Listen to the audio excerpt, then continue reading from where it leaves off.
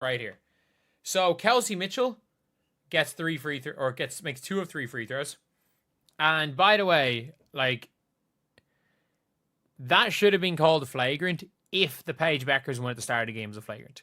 So Paige Bueckers, early on in the game, she took a 3-point shot. Sophie Cunningham was on the side of her, and Paige Bueckers literally just kicked out her leg at Sophie Cunningham and landed on her foot. With the Grace Berger one with Kelsey Mitchell landed and Grace Berger stood on her foot. Or it was like... The recent matchup between the Fever and Wings resulted in a disappointing defeat that left fans frustrated with both the coaching decisions and officiating. Several controversial referee calls in the final quarter became the focal point of post-game discussions. During the fourth period, the Fever mounted an impressive comeback attempt. Cloud connected on a crucial basket, bringing the score to 78-81. However, with 1:23 remaining, Hall failed to capitalize on an easy scoring opportunity near the basket, which proved costly. Instead, she committed an unnecessary offensive violation. Following Bueckers' missed attempt, Mitchell earned a trip to the charity stripe, converting 2 of her 3 free throw attempts. The officiating consistency became questionable when comparing 2 similar incidents involving player safety. Landed and Grace Berger stood on her foot. Or it was like minimal contact and Grace Berger stood on her foot and Kelsey Mitchell went down. Same severity. If one's a flagrant, the other's a flagrant. I don't think either of them were flagrant. I wouldn't even have minded if neither of them were called as fouls. I wouldn't have hated if neither of them were called as fouls. But the thing is that if one's a flagrant, they're both flagrants. It is what it is. If one's a flagrant, they're both flagrants. And then this happened. And this, by the way, like, some of these calls were egregious. Like, these are late calls. Early in the contest, Bueckers attempted a 3-point shot while Cunningham defended nearby. Bueckers extended her leg toward Cunningham during the landing, making contact with her foot. This play received a flagrant foul designation. Later, when Mitchell landed and Berger made minimal contact with her foot, causing Mitchell to fall, the officials ruled it identically. The severity appeared comparable between both situations. The argument centers on consistency. Either both incidents deserved flagrant calls, or neither warranted such severe penalties. Many observers felt neither play required flagrant designations, and some suggested no fouls should have been called at all. The officiating troubles continued with several late-game decisions that appeared questionable. Like, some of these calls were egregious. Like, these are late calls late in the fourth quarter. Paige Bueckers is... I'm going to talk a lot about Paige's whistle in our video. Maybe, this is early in the fourth quarter. Paige just shoves Sophie Cunningham, and it's a foul on Sophie. And then this, by the way, is up there with the worst calls I think I've ever seen in basketball. You can just see right here, Sophie and Paige. Sophie has her arms out. Sophie doesn't have her arms on Paige, and Paige just shoves her. Paige just shoves her, and it's called as a foul on Sophie. During the fourth quarter, Bueckers initiated contact by pushing Cunningham, yet the whistle went against Cunningham instead. Another sequence highlighted what many considered among the poorest officiating decisions ever witnessed in professional basketball. Video replay showed Cunningham maintaining proper defensive positioning with her arms extended appropriately, while Bueckers clearly initiated the physical contact by pushing. Despite the obvious nature of the play, officials penalized Cunningham. The most controversial moment involved Boston in what observers described as an extremely egregious call. The sequence began with Rue grabbing and controlling Boston's right arm with both hands. Rue maintained this grip throughout the play, effectively immobilizing Boston's arm and preventing normal defensive movement. But then this is, in my opinion, one of the most egregious no-call or calls I've ever seen in basketball. Like, this is one of the ones where I'm like, I don't know what Aaliyah Boston's meant to do. So look here. So Aaliyah Boston currently has her right arm being put in a hold by Leah Rue. So Leah Rue, like, all I'm gonna say is that this is democracy. As the pass came toward them, Rue intensified her hold on Boston's arm while appearing to attempt yanking motions that looked dangerous for Boston's shoulder. The referee's whistle sounded early in the sequence, seemingly recognizing the problematic contact. Television analysts Lobo and Ruard immediately identified the play as an obvious offensive foul, expressing confidence that the review would correct the call. The expectation was that Boston would receive possession for her team. However, after video review, officials surprisingly maintained their original decision, ruling it an and-one situation favoring Rue. This meant Rue would shoot a free throw, despite appearing to commit multiple offensive violations during the same play. The decision shocked commentators who had anticipated a straightforward reversal. All I'm going to say is that this is democracy manifest. I see Lee knows her judo. So Lee Rue has two hands on Aaliyah Boston's right arm. She then still has Aaliyah Boston's right arm hooked. She's looking for it. Aaliyah can't do anything with her right arm. She can't do anything with her right arm. It's being hooked by Leah Rue. Leah Rue turns. You can see, look at Aaliyah's shoulder. Her shoulders is what it is. Multiple offensive infractions occurred in the single sequence, yet none were penalized. The referee's early whistle suggested recognition of improper play, but the final ruling contradicted this timing. The controversial officiating overshadowed what could have been a competitive finish. White's coaching decisions also drew criticism for failing to maximize the team's comeback opportunity. White's coaching philosophy continues generating debate among supporters. Critics argue her approach favors overly conservative play that lacks excitement and energy. Questions arise about her rotation management, particularly regarding player substitutions when individuals show strong performance. The ball's there being passed in. And Leah Rue, I kid you not, on this move. So as the ball's being passed in, Leah Rue still has her arm hooked. Yanks, looks like she's trying to yank Aaliyah Boston's arm out of her shoulder socket. The referee calls a foul early. Basically, the referee calls a foul because Leah Rue tries to yank Aaliyah Boston.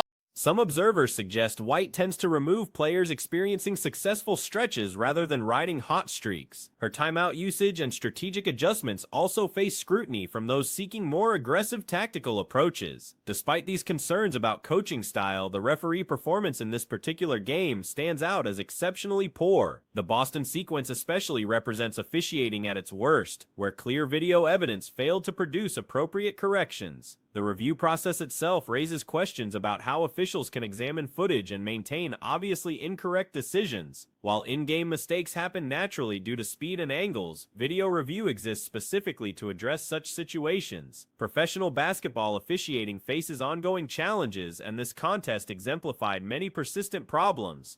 Basically, the referee calls a foul because Leah Rue tries to yank Aaliyah Boston's arm out of her shoulder socket. She tries to dislocate Aaliyah Boston's shoulder, and it is called as an and one. As an and one. And they went to the monitor, and they're literally like, this is an obvious offensive foul. Rebecca Lobo and Ryan Rocourt were just like, yeah, this is an obvious offensive foul. It's obviously an offensive foul. It's fine. They just made the assumption. They just, Consistency remains elusive, particularly in similar situations receiving different treatment. Late-game situations demand heightened accuracy, yet these crucial moments often feature the most questionable decisions. The combination of poor officiating and questionable coaching created a perfect storm that prevented what should have been an entertaining conclusion. Fans deserve better execution from both referees and strategic leadership during critical moments. These officiating issues represent broader systemic problems that continue plaguing the league without meaningful improvement. Until significant changes occur in training, accountability, or review processes, similar controversial endings will likely continue frustrating teams and supporters alike. Expect the overreactions to begin. Fine, they just made the assumption. They just made the assumption that it was going to be a foul. I was just like, yeah, cool, we get the ball back. And by the way, they not only, and they were they're able to do multiple things. They could have given it as an offensive foul, or if they didn't think it was an offensive foul, they could have said that it was a foul before the shot, because it was clear the referee blew the whistle way before any of the continue. Indiana dropped their contest, and there's an obvious target in head coach Stephanie White. That predictable response is already brewing. The reality shows Indiana battled back into contention during the final moments versus Dallas, a squad that lacks basketball quality. Dallas should feel embarrassed for allowing Indiana any opportunity at success given how events unfolded. However, the situation Indiana operates within requires understanding. Context matters, which explains why recognition followed their Chicago victory. They lack a floor general. For being known for turning it over, and the Wings capitalized by scoring a bunch of points off turnovers in this game, which gets us to the end of the game. Now, before you get there, there was some refereeing issues that I'm sure will come up as well. Some inconsistent officiating, which is par for the course in the WNBA. It's hard to really put a finger on it, because you see this reckless closeout called for a flagrant. Their top talent sits injured in Caitlin Clark. Her substitute remains unavailable for the remainder of the campaign. The sole alternative capable of handling those duties also stays sidelined for the year, explaining Indiana's excessive turnovers during this contest. They actually lose possession more frequently without Clark, despite her reputation for careless ball handling. Dallas took advantage by converting numerous points from these mistakes, leading to the game's conclusion. Prior to reaching that point, officiating problems emerged that will certainly generate discussion. Inconsistent referee decisions represent standard WNBA operations. This reckless closeout called for a flagrant on Sophie Cunningham. There's Paige, catches it. Sophie comes in and does get her foot under there. So I don't even disagree with that call. I just asked for calls to be made consistently. And later in the game, Grace Berger, it was straight on, but she kind of got up under Kelsey Mitchell's airspace in the same way, and they called that a common foul. They said it was toe-to-toe.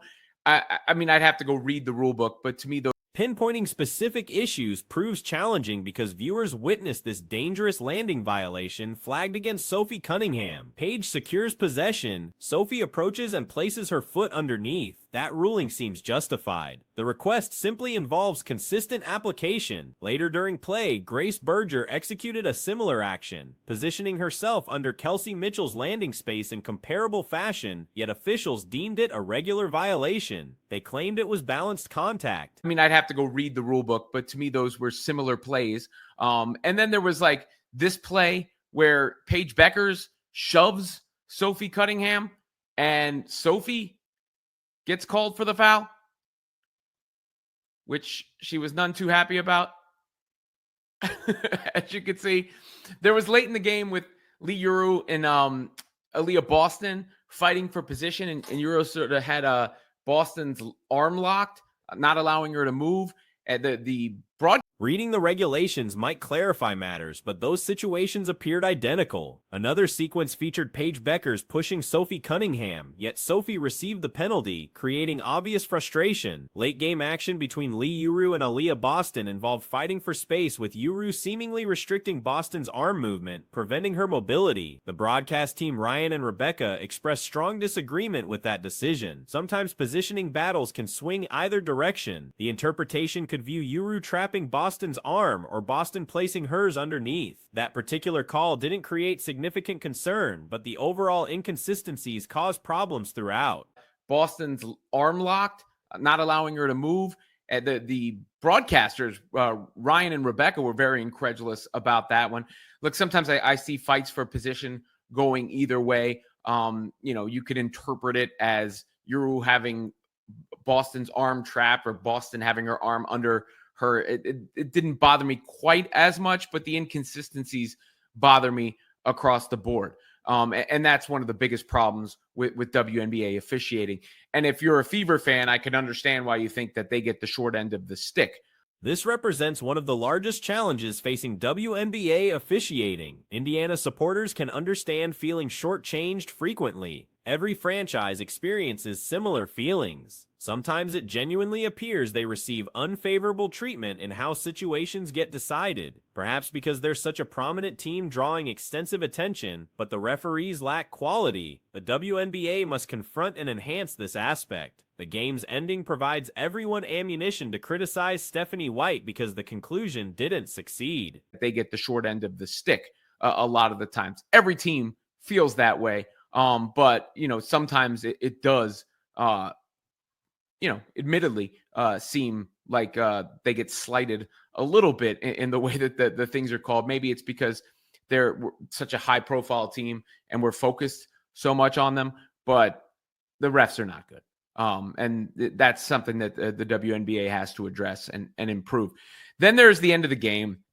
So everybody gets a chance to blame Stephanie. This moment shows Indiana trailing by 1 point against Dallas. 12.6 seconds remained with no pause available. Many coaches avoid calling timeout. Everybody gets a chance to blame Stephanie White because the end of it didn't work out. Now, you have this still here. This is when the Fever were down by 1 point to the Wings, 12.6 seconds left. And could have, no timeout. A lot of coaches don't call timeout in this situation. I agree with not calling timeout in this situation. Defense isn't set. You can get going. And you can catch them on their heels versus a set defense. Kind of like you'll see here. So if Natasha Howard possessed the ball but had passed it away, Kelsey Mitchell would be racing down court. Additional players like Lexi and Sophie were preparing to sprint down the floor too. That's a situation where Natasha Howard must deliver the ball to Kelsey Mitchell attacking downhill with 10 seconds remaining. Kelsey Mitchell indeed received the ball during the game's final stretch. This moment shows Stephanie White's hesitation in calling the reset timeout. Kelsey obtains possession with 8 seconds showing on the clock. Now she faces 2 defenders. She had the ball, but if she had given it up here, you have Kelsey Mitchell streaking down the court. You got Lexi and Sophie about to run down the floor as well. But that's a play Natasha Howard has to give that up to Kelsey Mitchell going downhill with 10 seconds left on the clock. Kelsey Mitchell does indeed get the ball down the stretch of the game.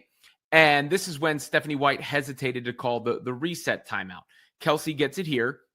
He sees 8 seconds. Perhaps this point reveals when recognition should occur that success appears unlikely. That probably represents Stephanie White's error. Defending her decision, another defender moves toward Howard. At this stage, Kelsey faces single coverage. Within Stephanie White's thinking, she probably reasoned that her leading scorer and best creator, given everyone else's absence, deserves the opportunity to make plays. Then Kelsey mishandles the ball slightly, ending up in a difficult position, prompting the reset timeout. Obviously, they failed to generate a quality opportunity with 1.7 seconds left. Kelsey gets it here. He sees 8 seconds left on the clock. He gets it. So she gets it. Now she's got 2 defenders. Maybe here is when you realize this is not going to work out so well. That's probably the mistake Stephanie White makes. Now, in her defense, look, there goes the other defender to Howard. Now at this point, you got Kelsey one-on-one.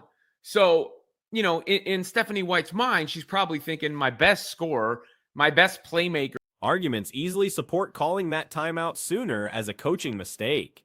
Simultaneously, quality shots rarely develop during game endings. This refrain appears constantly. Whenever basketball games reach tight conclusions, people criticize the final attempt and closing moments. Generally, good shots don't materialize. It's also challenging when lacking someone who understands team control and leadership. With Caitlin absent from the lineup and Ari unavailable and even Sydney missing, but especially the first two,